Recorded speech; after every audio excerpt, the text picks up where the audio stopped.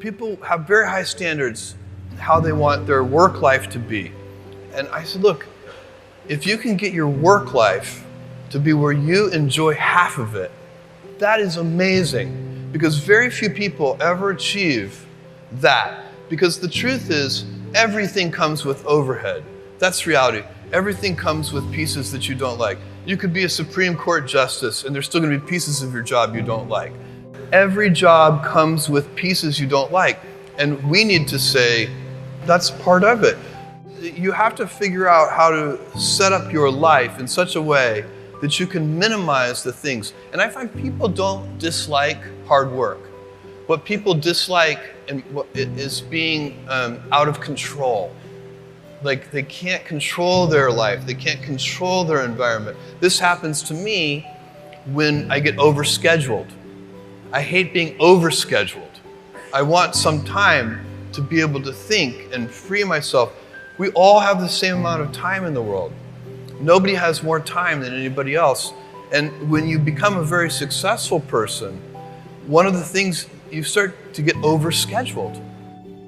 So a young person starting their career, I think there are probably a lot of things. Some of them are very well known and people have heard them many times, they're still true. One of those that you should always focus on, a young person should find something that they're passionate about to do. And that's not gonna surprise anyone. It's a clear thing to do. It's very hard. If you don't love your work, you're never gonna be great at it. The other thing I would suggest to any young person, even before they start their career, is to really think about their choices. Because I find young people, and when I was young, I made this mistake too.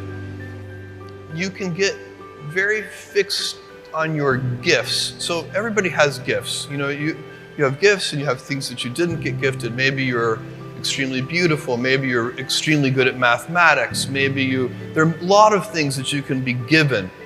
But those things can confuse you because they're not the things that construct your life. It's your choices that construct your life, not your gifts. You can celebrate your gifts, be proud of them, be happy of them. Actually, don't be proud of them, be celebratory of them, but you can't be proud because they're gifts, they were given to you. You didn't earn them. You can only be proud of the things you earn.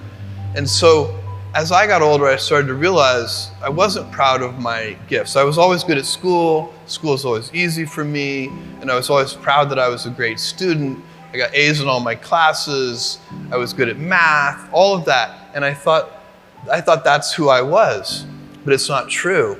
Those are the things that are gifts. What was hard for me is deciding to work hard, deciding to use my gifts in certain ways, to challenge myself, to do things that I didn't think I could do, to put myself in uncomfortable situations. We all I would say to a young person, you can choose a life of ease and comfort, or you can choose a life of service and adventure. Which one of those, when you're 90 years old, are you going to be more proud of? My advice would be the same for any kind of entrepreneur, and that is make sure that you are focused on something you're passionate about. So if you look at the early internet companies, they were started and focused on doing something that they thought was very interesting long before the internet was fashionable in any way.